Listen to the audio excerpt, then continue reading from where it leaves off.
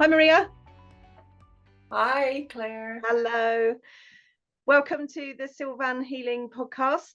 Very glad to have you here today. Thank you very much for coming along. Thank you for the invite. It's You're fantastic. welcome. People who have watched and listened to this before will know that we're talking about energy and energy work and energy healing and different practitioners that use it either solely that or as part of a wider range of therapy services. So we're just trying to raise awareness of energy and energy work and different people's understandings of it. So if you could just briefly introduce yourself, let us know what you do and where you're from, and we'll take it from there. I am Maria Wright-Novakovic. I work from a clinic in Crystal Palace. I'm a biomechanical emotional therapist, which is a combination of a lot of different modalities, but does exactly what it says on the tin. Mm-hmm. There's an emotional component and there's a physical component, and that goes right through the body, right from your viscera to your bones, to your tissue, all tissue. And also the energetic components, and then there's the emotional components. As simple as I can put it, really. Wonderful. So how did you come to do this job? Tell me a little bit about your journey to get to where you are now. Well, I started off in a corporate environment, so working in office, being an office manager, acquisitions, mergers, pensions, finance, across the board. Leisure was the last one I did for 10 years, and was probably my most favorite job, was the leisure one. Working across the spectrum and the board with lots of different people from many walks of life and many cultures. And it was a real beautiful lesson on interaction and how to communicate effectively. And boy, did I learn fast, because you had to. Mm. My job moved to Ireland, and I was in my mid-30s at that point, and I felt that I needed to do something differently. And I didn't want to go back into the workforce in the normal way. And I wanted to do something where I was in control of my outcomes, but mostly because I felt like I wanted to make a difference in a different way. And I wanted to help people help themselves. And that's something I had in my mind since I was about 20 years old. And I'd been on a search for what that looked like. Mm. And I started off in my spare time, away from my corporate life, looking at teaching sports. So I was a gymnast coach for a while, for, I don't know, 7 years or so. I was a running coach for a while, and I competed. And then I tried badminton, but I didn't want to coach that. So I decided I didn't want to be a sports coach, even though Mm. I qualified as a PT, but I just didn't want to go down that route. And it facilitated my training, and it facilitated me learning a lot about injuries. So I thought, I really want to help people to help themselves. So how do I do that? So it was suggested to me one day at a course, which was a sports remedial massage course. And I thought, yeah, that's great. So I went on an introductory course and went, yeah, this is it. This is me. I can help. I used to be able to help people with injuries without even knowing what I was doing. And Mm. people asked, are you a professional? I would pay you to do this. And I was like, okay, so there's something really in it. So there was something that was naturally there. Mm. And when the course was suggested, that's where the journey began. And then it went from sports remedial massage to energy healing to visceral to neural to vascular to fascial. I mean, you name it, and I've been doing it. And then it went to bones and joints, and then there was the emotional components, and then there was long distance healing components, which just brought everything together for me. How to read the body, how to pick up on nuances in the body that you just wouldn't see visually. Mm. And it just became a journey from there. And here we are 18 years later, and I'm still loving what I do and trying to be better at it. So it's a journey. What made that it not a jump, I suppose, but it's most people who are doing sports massage and things like that don't then go into energy healing. What was it that made you decide to bring that in as part of your, next step at that point? Well, that's a funny story. Uh, I was asked to be a body for someone who was doing facial energy work. And she is an exceptional healer, exceptional. And she goes into esoterics and all of the things way beyond what I even knew about at that time. Mm. And I knew existed. So she did it, and I was like, I already do this with my work and when I touch. So I was like, I got really intrigued. So I started working off the body just for fun, and then communicating with my patients, and I would tell them where I was, and they say, well, where are you now? And they would know where I am, but they would test me to see where I was. And I'm working, 10 feet off the body. Oh, they're on the couch and I'm 10 feet away. Wow. I was like doing this, and it was one guy I remember, he was Scottish. And it was the first time I actually tried it because he was having real difficulty at work. And the physical components were the physical components, but then there were the energetic components that I knew were there. And I said, look, I'm going to mess with your brain. I don't want you to question it. I just want you to experience it. And then 5 days later, you can tell me what you felt. Mm. And this was how it started. He was a very cerebral cat, okay, really cerebral. So I was like, he's the best person to test it on. Mm. Like, I don't know what you're doing, but I can feel you in your body, and I don't have to know everything. So I'm going to give this a shot. Because he likes to know the ins and outs of detail. He said, but this is a Mm. little bit magical, so I don't want to spoil the magic. I was like, okay, cool, let's just go with that. So I started, and I went through his body, and I was telling him, here, I'm doing this. And he said, well, what's that? And what's this? And I explained it. This is what it is. This is what it's connected to. And this is what it is. And I said, but what's going to happen is it's going to free up how you then relate and communicate in your environment. And it's going to make it better because all those energy restrictions that you have built up are now going to be released. They're going to flow better. And so will your communication. And went, I don't quite believe that that's going to make a difference, but okay, you know what? I'll DM you in 5 days' time. So in 5 days' time, he DM'd me and said, I don't know what you did. I don't know how it works, but it's magic. So I'm not going to ask you how it works because that would just spoil the magic. And I said, well, Mm. actually, it's not magic, but if that's the party you want to have in your head, go for it. And that's where we went. And then after that, he then came back and said, you need to leave 5 minutes to do that magic thing at the end. Otherwise, I'm not paying you. And that's how it started. That's really how it started. And I just started exploring more from there. And then I went and started to learn visceral manipulation, which was an osteopathic technique taught by Jean-Pierre Barral. And that then taught me how to read the body with my hands on, putting your hands on the head, and then it energetically folds into the body so that you can find its general listening, local listening, and then extended listening. And then I did I did the whole curriculum, and it went on to manual evaluation therapy, which is basically a heat source. So you place your hand over the body and you hover and you find all the heat sources, and then the shapes tell you what the anatomy is that you need to work on. And in fact, I'm repeating that course in 3 weeks' time to hone my skills. And that's generally how it started from there. And then I just got better and better at it. And then I became a distant healer in 2020. And then So for anybody who doesn't understand what that is, a distant healer is basically, you could be in another country and I will be able to sort you out effectively. I can give you an example. The first time I knew it was really, really effective is when a patient of mine, someone you might know, had a little incident while abroad. And that incident meant that he was in a lot of pain and couldn't move. And it involved a car. So he said, I'm in pain, I can't move. I was like, okay. Now this person never calls me.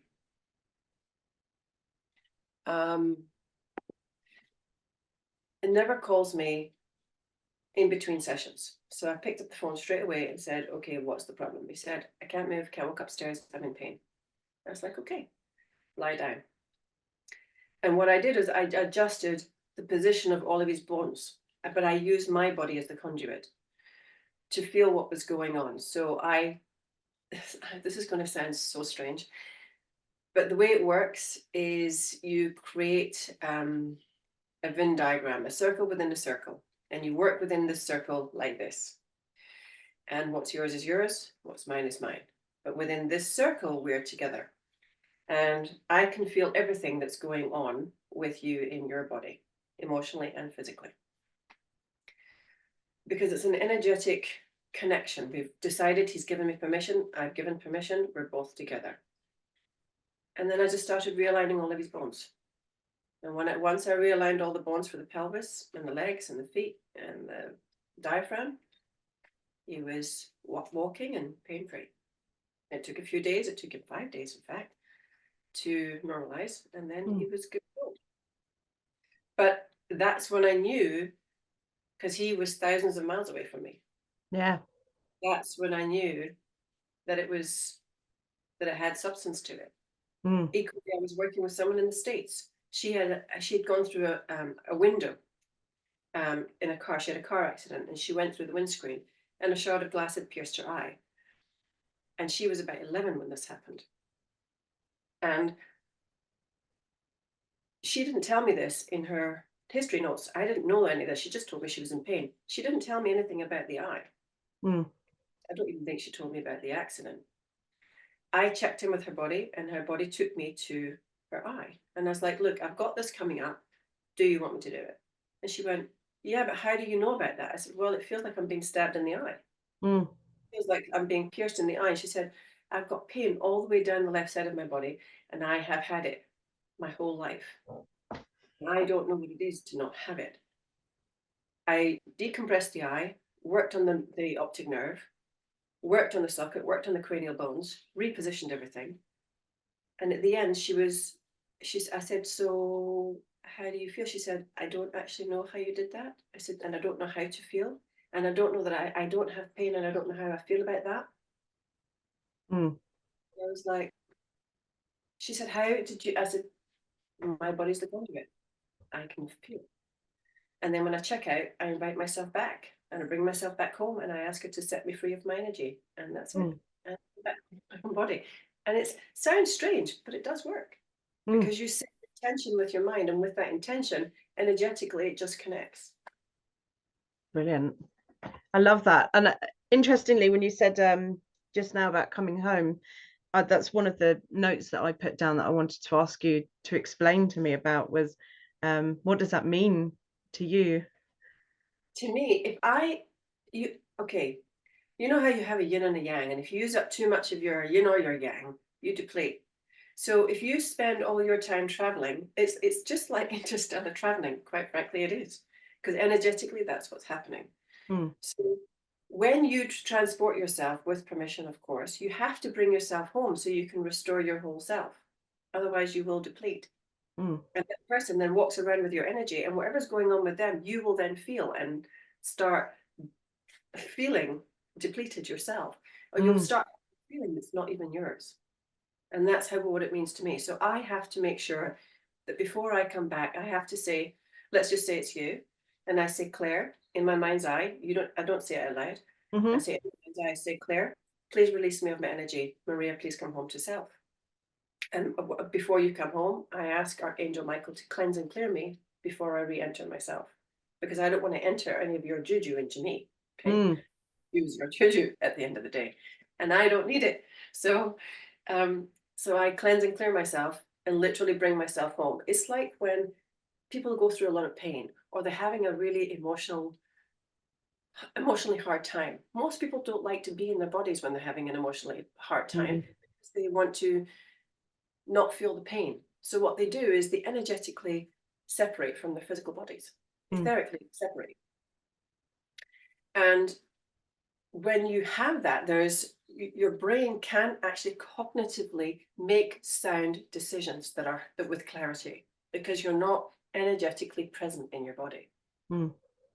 I've had patients that come into my clinic, and they've left their body downstairs. The energetic self is downstairs, and I have to rescue them. I say, look, I need to put you back in your body for this treatment to work.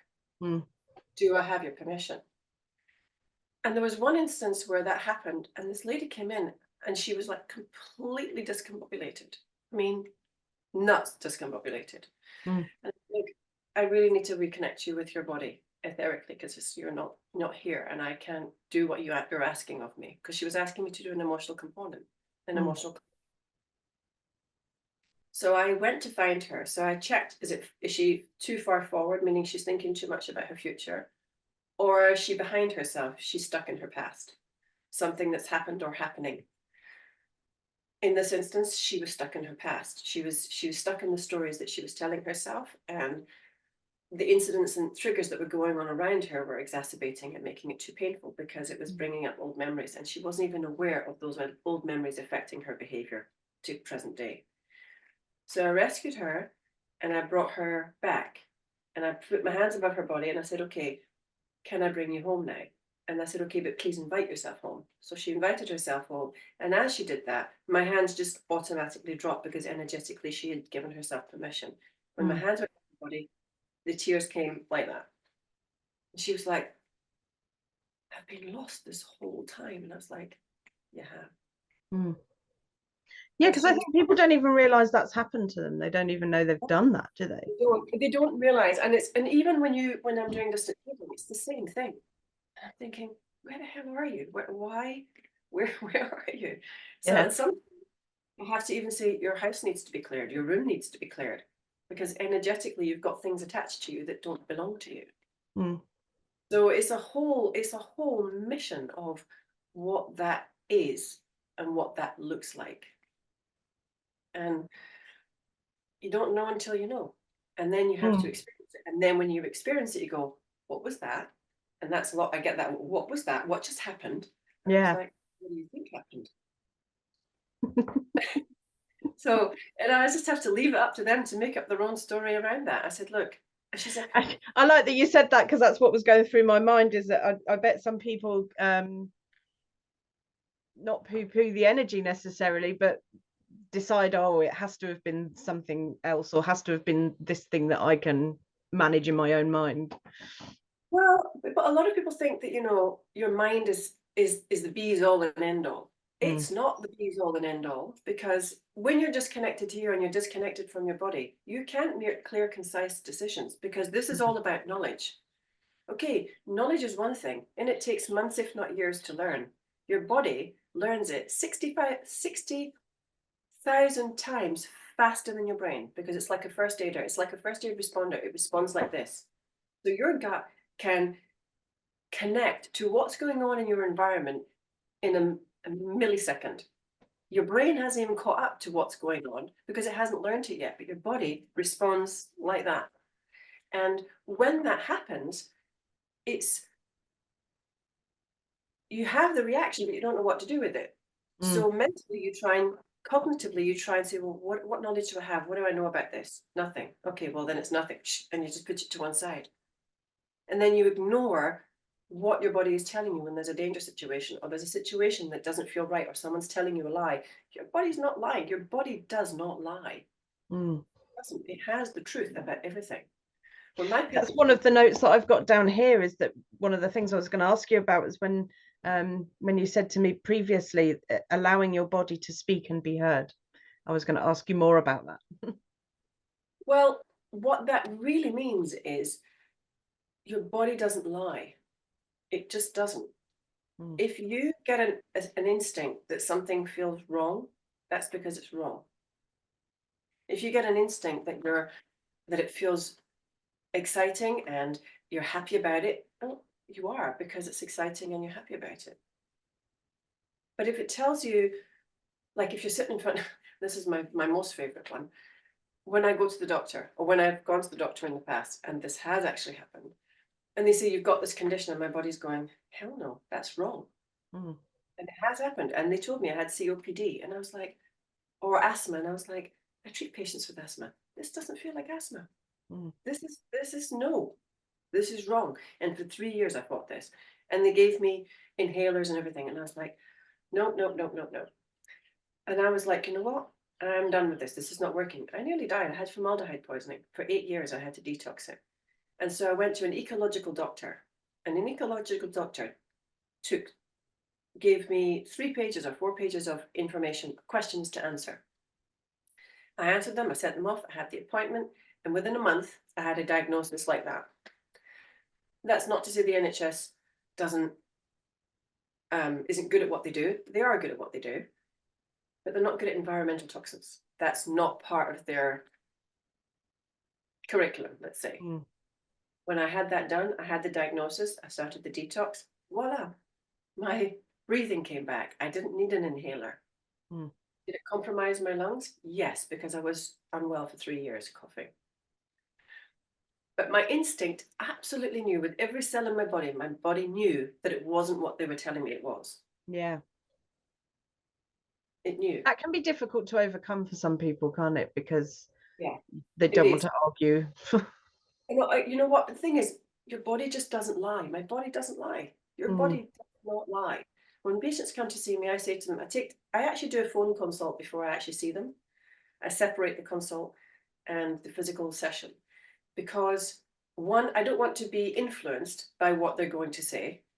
So I do it a week or 2 weeks before and forget it, because like I'm treating peaches in between. There's no way I'm going to remember all that stuff. Mm. And I don't want to remember it. And I say to them, when you come and see me, come with an open mind without expectation. Let your Mm. body speak, because your body does not lie. And I tell them this straight off the bat. I said, now, when you enter my office, I'll ask you to take off your shoes, your belt, your glasses, and my hand will go on your head, and we'll go from there. And when my hand goes on your head, I follow your body's restriction, and it will pull me straight into it. Mm. And then I'll do all the tests, and then I'll do all the physical tests to connect with what I'm actually finding, and then the treatment begins. Mm. And whatever it is, your body will tell me. If it's emotional, whether it's physical, whether it's visceral, whether it's neural, your body will tell me. Mm.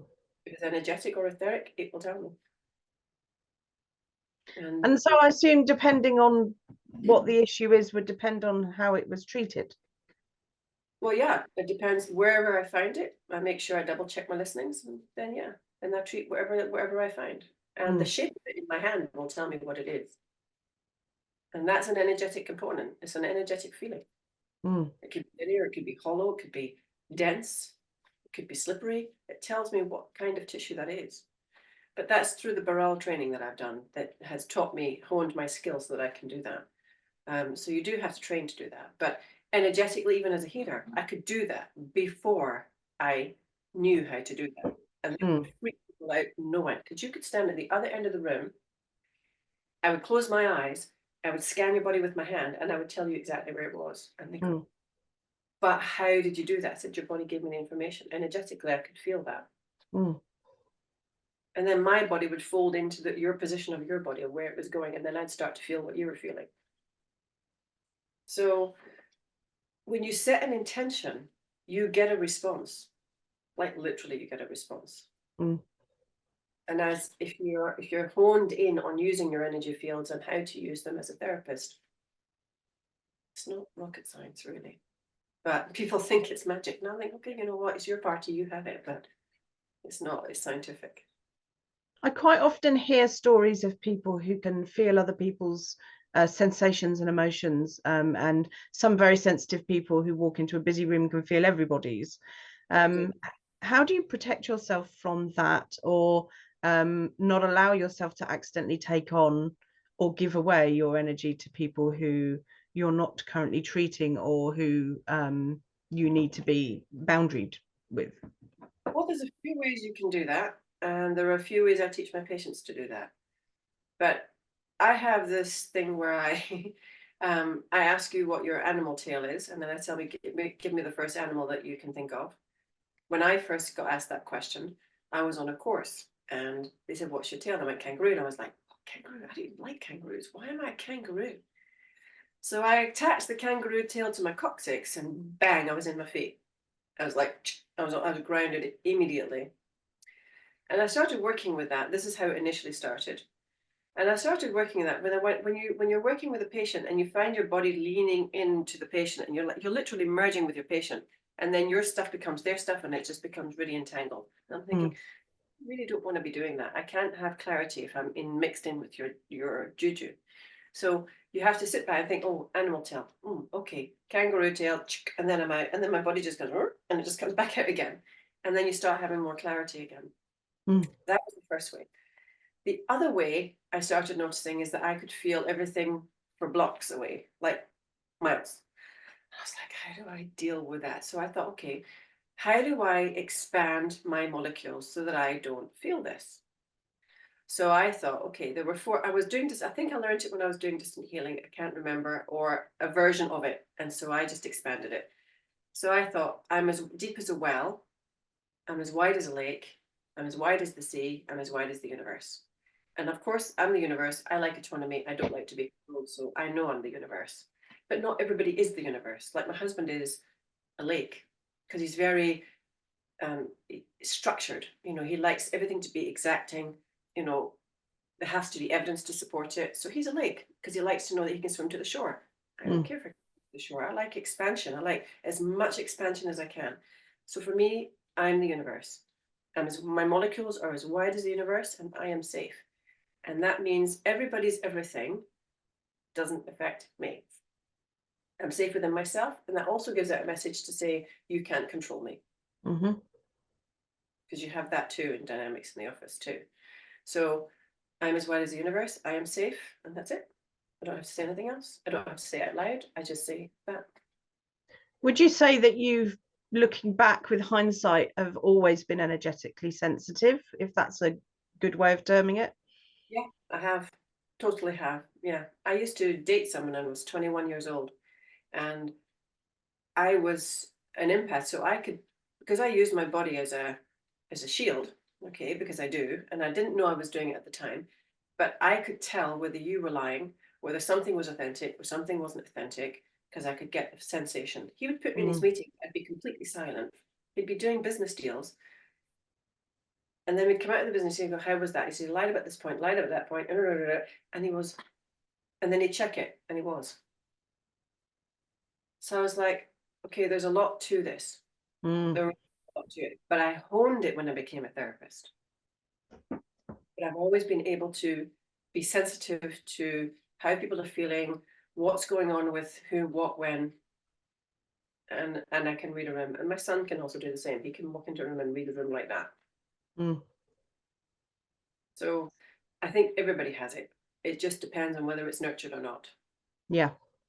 And I nurtured it myself without even realizing I was using it. And that was a survival thing that I used in my life. And it helped me no end in many sticky situations. And as a therapist, I started using it for greater good. And it took me a while to figure out that I needed to protect myself because for a long time I really wasn't. But it was when I started to get into the energy work and started to notice the differences there that I really learned how to protect myself, that I really learned how to nurture myself energetically as well as physically. Because if you're not doing both, you're going to get depleted and you're not going to be able to perform at your optimum for a lengthy period of time as a therapist if you're not protecting yourself energetically. You have to be mindful of it. And once I became mindful, I used to poo-poo myself. I was, I'm not doing this. Like Reiki healing, I'm not doing that. I don't need that. And then it hit like a ton of bricks. So it's very impactful. It just depends on which way you want to spin it and how you want to relate to it. So when you say it hit you like a ton of bricks, yeah, was that like a light bulb moment, or? Was, yeah, it was definitely a light bulb moment. Yeah, it was like it's like a lightning bulb. And once I learned how impactful that was, I then went on to do a long distance healing, and it took me the best part of my career to do that. It's only 4 years ago that I actually started to really consider the impact of it, like fully appreciate the impact of it. I was dabbling before. I don't dabble in it now. And then I learned how to clear land, how to clear property, how to clear dark entities. I went on another course for that. Again, that was in 2020, 2021 even. And I learned from Debbie Rye and how to do that. And it's a very lengthy process, but it's definitely worth doing because it made such a difference when I moved into this property. It was insane.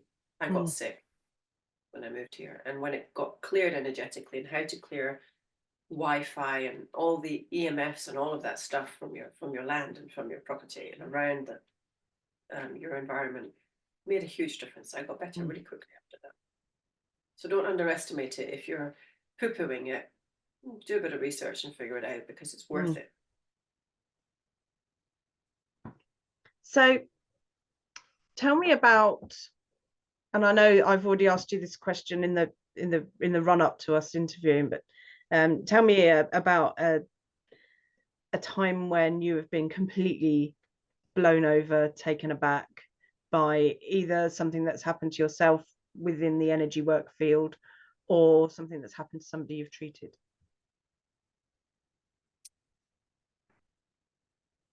There have been, I can tell you two recently. Oh, actually, yeah, two recently. I had someone come to see me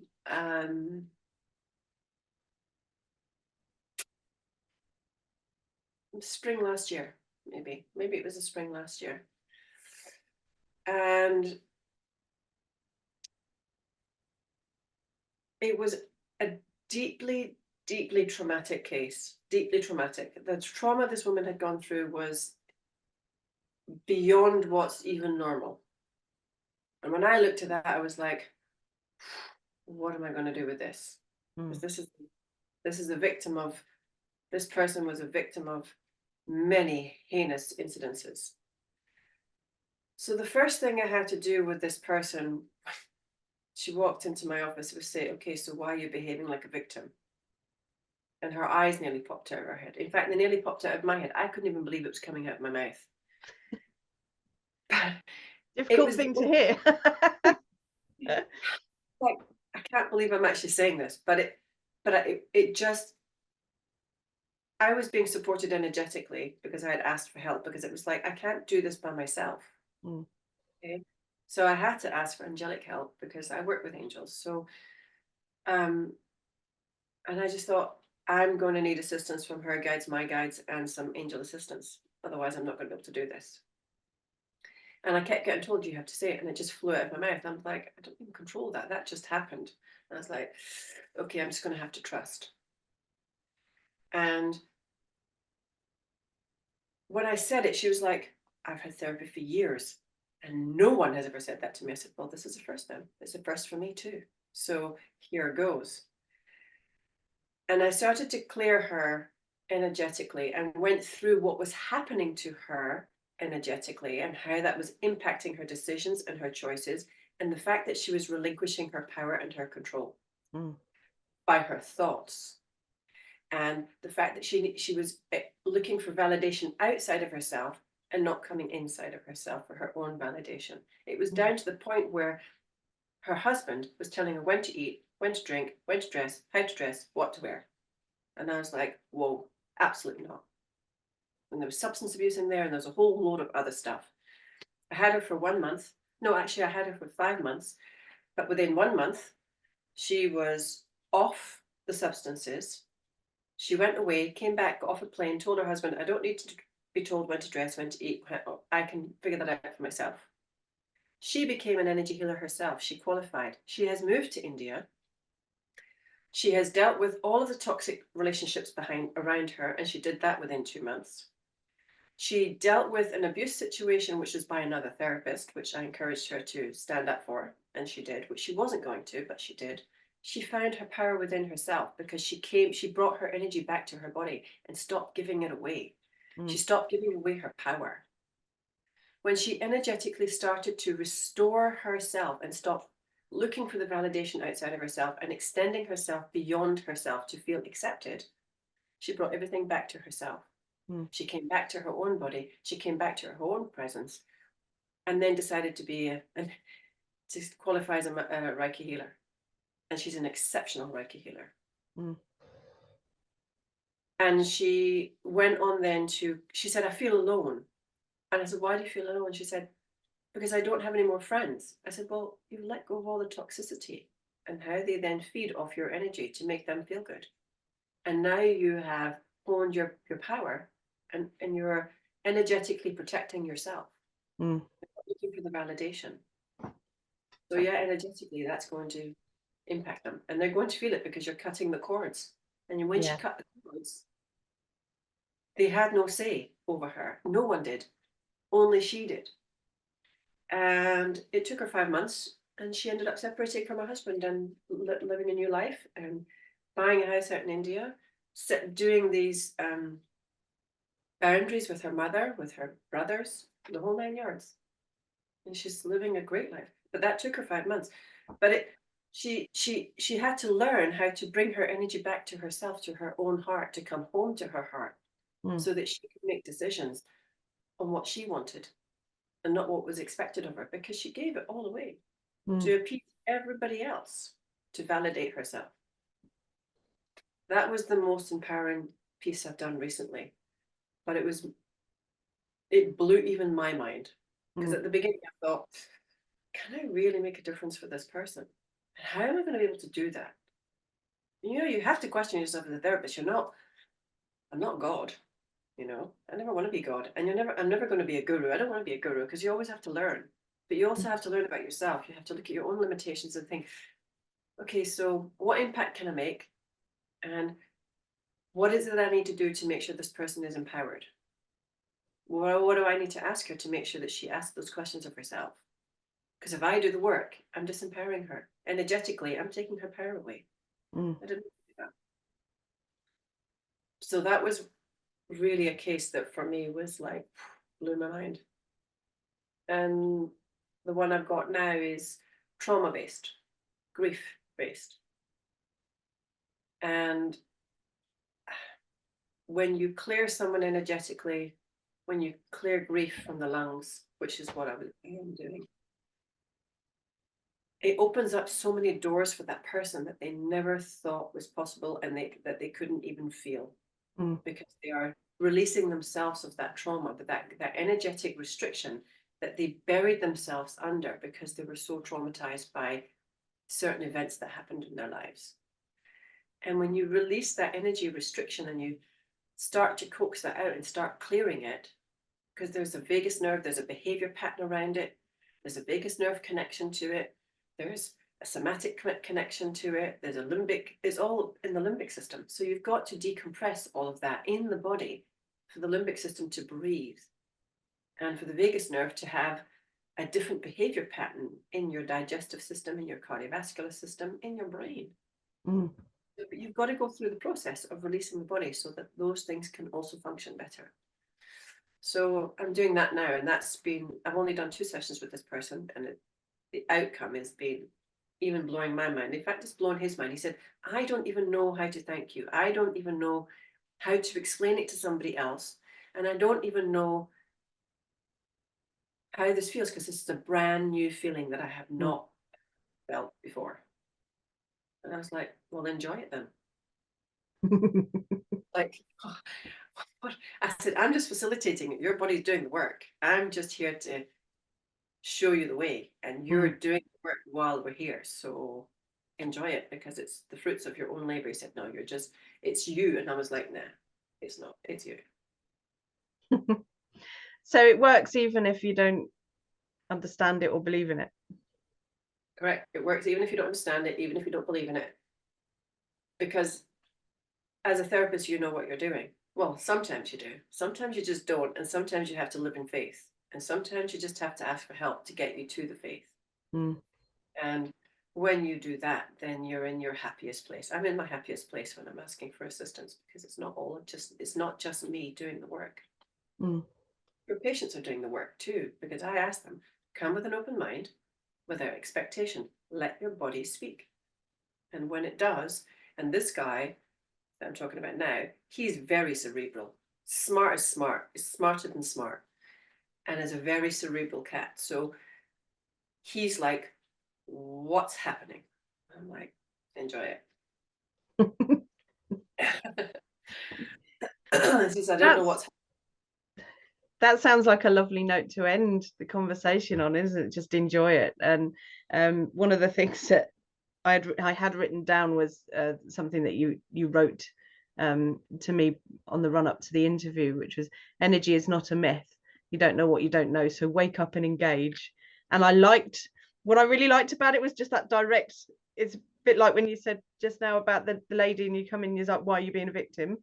why you're behaving like a victim, or whatever it was you said. It's very direct, and I find that quite refreshing.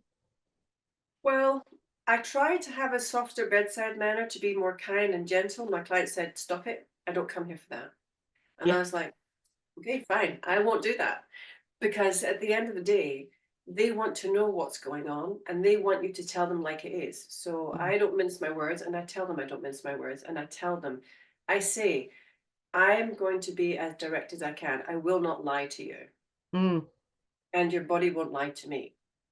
So if you don't want me to be direct and tell you what's going on, then I'm not the right therapist for you. Yeah. And I just say, and when somebody has trouble, I say, well, the door is over there. I can only do what I can do within my capacity. And if this doesn't feel right for you and it's not organic for you, you are free to leave. Mm. And if it does feel right. And if it does feel right, you're free to come back. Mm. And then see, but how many sessions am I going to need? I'm like, how would I know? It's your body. Mm. I can only treat you. I will only meet you as deeply as you're prepared to meet yourself. And I will meet you there. Mm. And whatever state you turn up in is what we'll be treating. And that's the best I can do with given what I'm presented with. Mm. I said, I'm not going to know what that is until you show up at the door. Mm. I said, so give yourself the best chance by just letting go of an expectation. So if anybody is interested in finding out more from you about what you do, or how to come and visit you if they wish to have a sessions or anything like that, what should they do? Oh, well, that's the tricky part. You actually have to know someone who knows me to get referred, because that's how I get all of my business. Uh-huh. I would say 99.9% of my business is through referral, or because you happen to walk into the clinic where I am and see my picture on the wall and explanation of what I am. So I do work at The Little Escape, and it's thelittleescape.com. It's online. I am on their website. That you have to contact me via my number, which is 07801 945 940. Send me a text and I will respond. If you want distant healing, you have to come through a text. Mm. If you want to book online and have an in-person session, you go through The Little Escape. And at Super. some point, I will get a website going, but I haven't done. But you can also find me on It sounds to Facebook. me like you don't need one. Well, no, I don't. But it's how the new world works these days.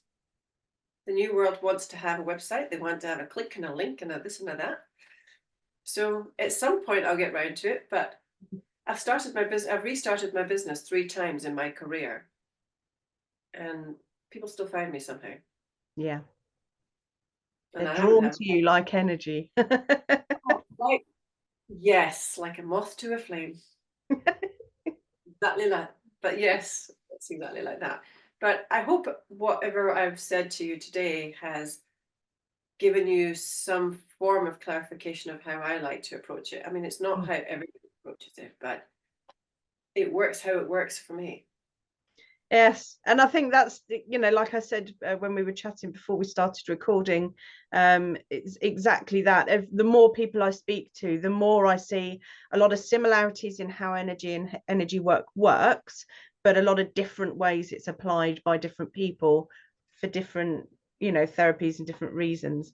And obviously it's adaptable according to whoever walks in the door as well. So For me, it's a vibration. It's pure and simple. It's a vibration. I feel it through vibration. Mm. So, but some people see it. Some people hear it. Mm. I feel it through vibration. Maria, it's been fascinating. Thank you so much for talking to us today. I really appreciate it. Lovely to talk to you. My absolute pleasure. Thank you for being to you. It's lovely. It was absolutely lovely. Thank you.